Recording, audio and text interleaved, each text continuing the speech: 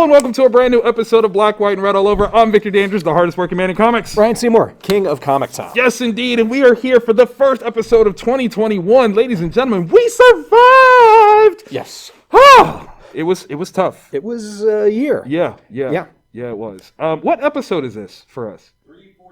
349. Yeah, we are one away from 350. One away from 350. Yeah, that's pretty crazy. Gosh, that's awesome. That is awesome. Sir, that's 7 years of this thing. Yeah. Whoa. We're starting the 8th year. We are starting the 8th year? The 8th year.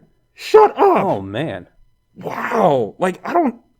That's older than some of my children. Yeah, I was actually doing the kid math in my head. Wow. How old is Kira? Jeez. Yeah. Okay, well, congratulations on that, man. That's awesome. That's a long time. I know. Well, thank you guys for, going along with us on that journey. So here's to 8 more years of this goodness. Yep. All right, so if this is your first time watching, we do some awesome comic reviews. We don't spoil, though. That's important. Yep. We want you to still go to the shop, experience the books. So we're going to talk about these, but not tell you everything. Yep. So this is our honorable mention pile. Yep. Let's jump into it. We've got 2 that are the same. Yep. 1 that's different. Where do you want to start? All right. Why don't you start with Thor 11, because that was one I was really interested in, because it's Kate's. This was tough to put on this pile. Okay. It really was, okay? So you're absolutely right. Donny Cates, Nick Klein. Okay, so we're, story-wise, we are in the throes of the craze that is Donald Blake. He is back. He's weird. He's killing things. It's not going well. Yeah. That's the setup of this whole story. But we get a little deeper into some of the things that he's going to be doing, some of the targets that he has. Oh, okay. He seems to have a very specific base that he's trying to get in touch with. Man, do we see some very interesting things in there. This one is kind of a fun one. Like I said, it was really hard to put in this pile. Yeah. I made other choices that I feel like deserve the limelight, but this was a great read. Yeah. It really, really was. Looks fantastic. Nick is such a great artist. I love the work that he's producing. And Donny Cates is such a strong writer. He does some amazing things. And the end of the... Oh, my God. Let me just show you. Don't you guys look. No spoilers. But... Is that Skeet Ulrich? Yeah. Did you say Skeet Ulrich? Yeah. You can make you want to scream. Yeah! That's Skeet Ulrich. Wow! Nobody's ever prepared for Skeet Ulrich. Ever. One cannot prepare for Skeet Ulrich. It doesn't happen. But yes, Thor number 11, pick that up. You should be reading it anyway. So, and it's one of 3 big books that Kate's put out this week. Venom is another one, and we'll get to the third here a little bit later. Yes, indeed. Talk to me. I went kind of all ages. Okay. From Scout Comics, the new Scoot imprint, which is kind of their all ages one. I would put this one at more of a tween kind of vibe for it. Sengi and Tembo. It is almost all done by Giuseppe Falco. Nice. He did both the writing and the art for it. And it's got kind of a Jungle Book vibe to it. Okay. A little bit of Lion King to it. Okay. It is a rat creature and a elephant who's on its way out. The elephant realizes he's very old, and so he's just trying to get back to where his ancestors are from, the elephant graveyard concept. And it's those two and kind of like their buddy journey. That's kind of cool. So it's pretty cool. It's got a little bit of violence where it makes me see where the hyena is. Okay, all right. Yeah, so that might put it a little bit higher than just completely all ages. Yeah. But the art's gorgeous. The story is fantastic, and it's only $1.99. That's awesome. That's awesome. If your kid has outgrown watching Lion Guard on Disney Plus, that might be the book for you. Direction to go. I think that's a good. There you go. That's a good pull. Okay, let's go for this one. Yeah. Knock 'em Dead number 2, AfterShock, who we love, obviously. Elliot Real, Matisha. What do you think, Mattia Monaco? Okay, there we go. Yeah. First and foremost, I love the artwork for this series. Yeah. It's very, very good. Very breezy. Reminds me of Sean Gordon Murphy. Yeah. A lot, and I mean that in the highest compliment, because it breathes well. Like the coloring is really great as well. Who's the colorist in this one? So I give them proper shout outs. Matt Mila. Yeah. One of the I kind of want to see this artist do a Doctor Strange comic at some point, because especially where maybe a dream sequence, maybe it's an actual interaction in a different realm or dimension. The way that those panels are done fantastic. is just amazing. Yeah. It's just gorgeous. Absolutely fantastic. All right, so if you've picked up this series, and this is only issue 2, so there's not a lot that you have missed or have to understand. We've got a struggling comic who has a life-altering experience at the end of the last issue, and we're picking up where we're really starting to see how everything is starting to be affected by that experience. So, man, you know what? The person that surprised me the most in this issue is the sister. Right? That move. Yeah. I was like, It's like really? she's dedicated to it. It's supremely. And I went back and I reread it because I'm like, is that really? Right? And then I'm like, okay. So, yeah, I mean, she is doing literally everything in her purview to be able to make her family, which is... You'll see. You'll see. Yeah. But, man, her boss, though? I want to be that boss. Like I'm No, too, you don't. Like, Don't say I'm too that. nice. Like I try to uplift people, but this dude is scum incarnate. Yeah. And I just don't have the hair for it. I don't have the mullet. Yeah, he did have a mullet. That's It was gorgeous. as far as mullets go. Yeah. Oh my god. I'm trying to think of like who exactly is this audience like that it's aimed for. I mean, like you said, there's a Doctor Strange-ness, Yeah. but there's something else. Yeah. like there definitely is, and it's not horror. right. It's definitely paranormal. Okay. Oh, good word. Good And word. I'm trying to, because I'm the same thing. There's no easy, elevator pitch Right. that I can come up with for it. But there is this person trying to navigate this post-life experience that is very paranormal. It involves different versions of reality. Right. And the only thing that keeps me from no, because I can't say that because No, that's a spoiler. it's really, really good.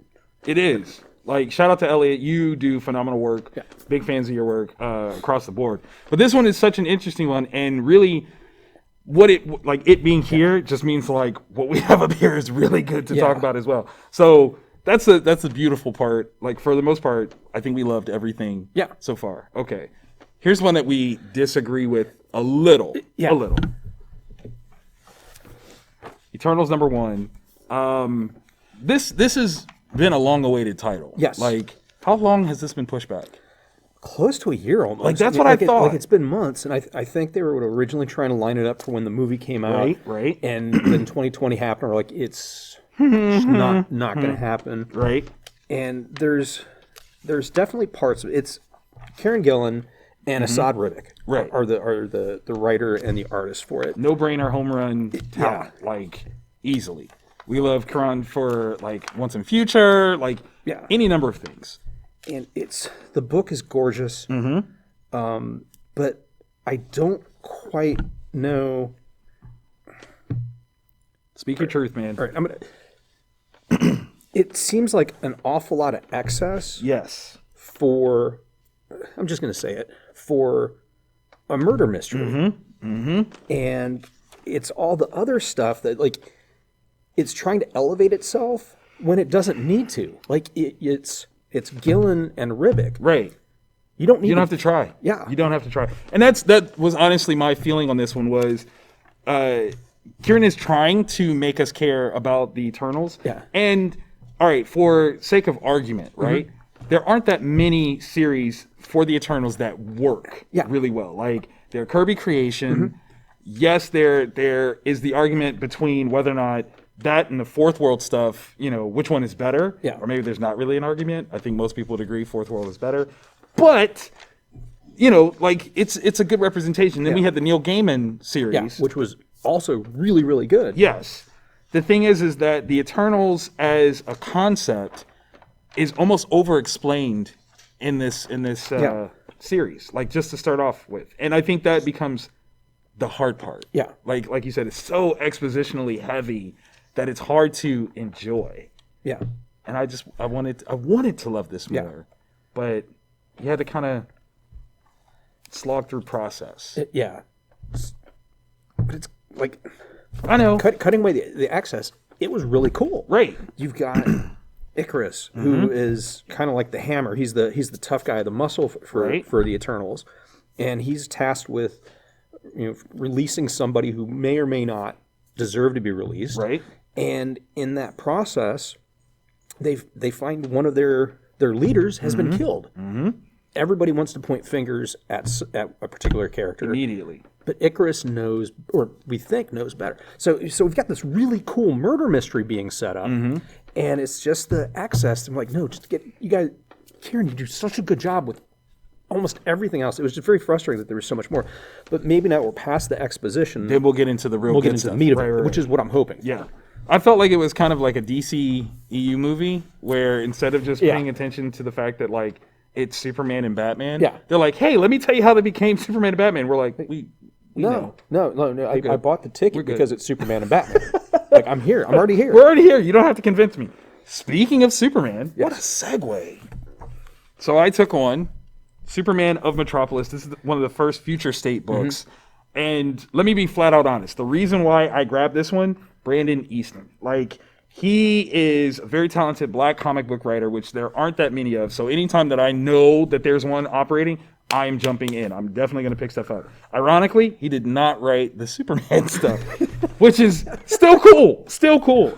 So what's really awesome about this is that this is built as like a interconnected anthology. Yeah. So what happens in the Superman story, the other stories in association like kind of carry through with that. So that's a really cool concept. I think that's brilliant if that's the way that they're going to build this whole thing. Unlike Eternals, strangely enough, they don't spend a lot of time explaining when we are, how we got to where we are. You just have to go. And I love stories like that. Like, it is so cool. Again, knowing that this is Future State, you know, is this Clark? Is this another Superman? These are all things that you'll discover quite quickly. But some of the concepts here, I hope, have long-term reaching, like, associations. This could, I'm going to say this. This could be the Age of Apocalypse for DC Comics. That'd be cool. Right?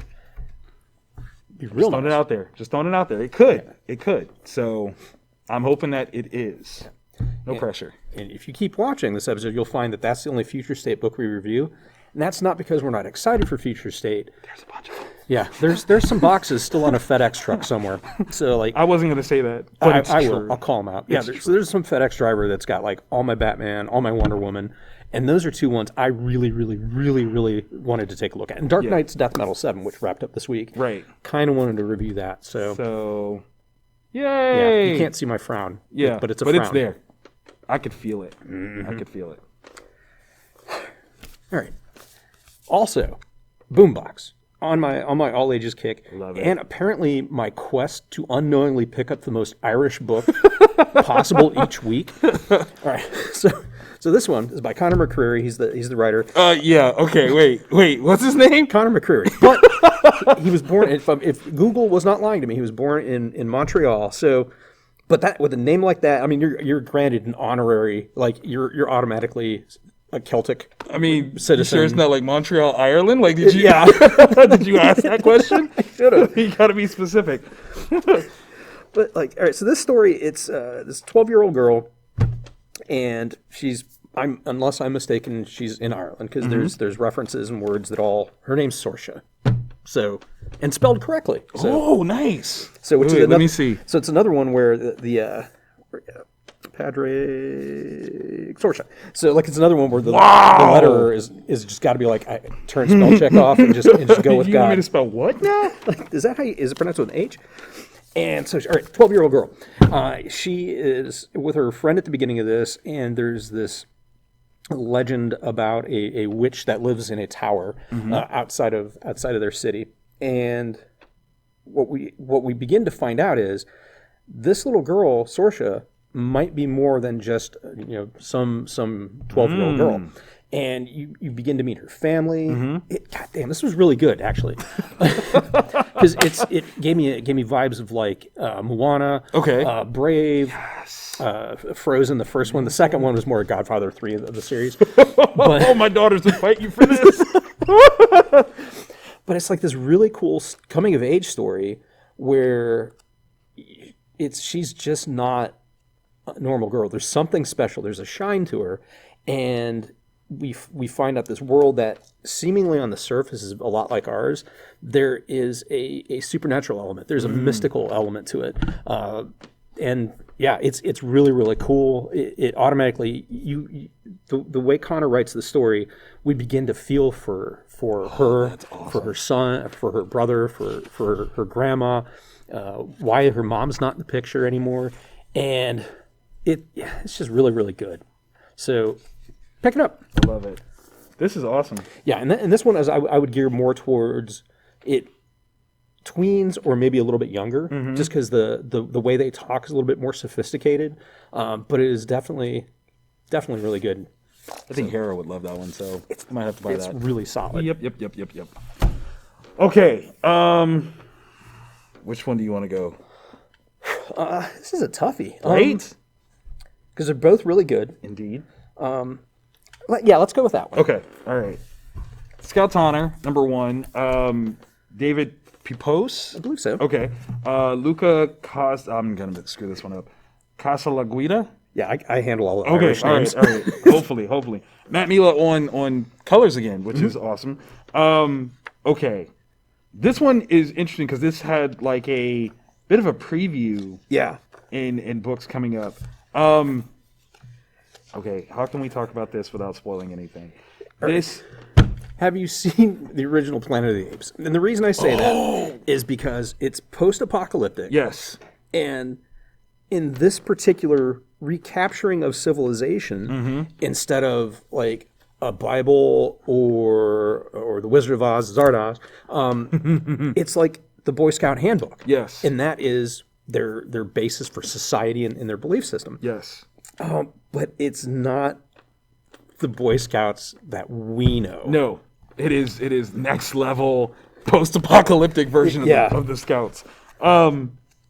This was kind of amazing, and I don't say that lightly, because there are story tropes that this is going to dip into that are so timely and very interesting points of I don't even know, like contention amongst characters, understanding of how this society is set up.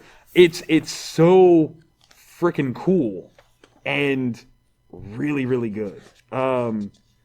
This is going to be a book that is probably going to be on an Eisner list, Ringo list, Harvey list.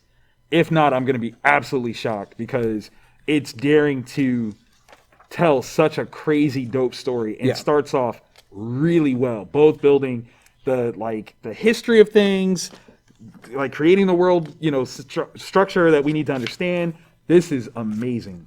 Art-wise, freaking fantastic. Luca is, I can see this being optioned pretty quickly. I'm kind of surprised it hasn't been, because like Kaiju Score got optioned pretty quickly. Right. This has that same sort of vibe to it in terms of like, I could see this transition to small screen or the big screen.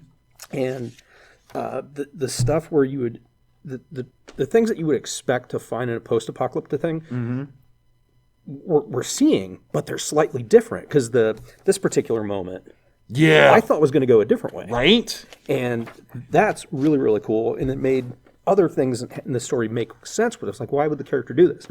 Yeah, so this is just, I can't wait. Be a dope one.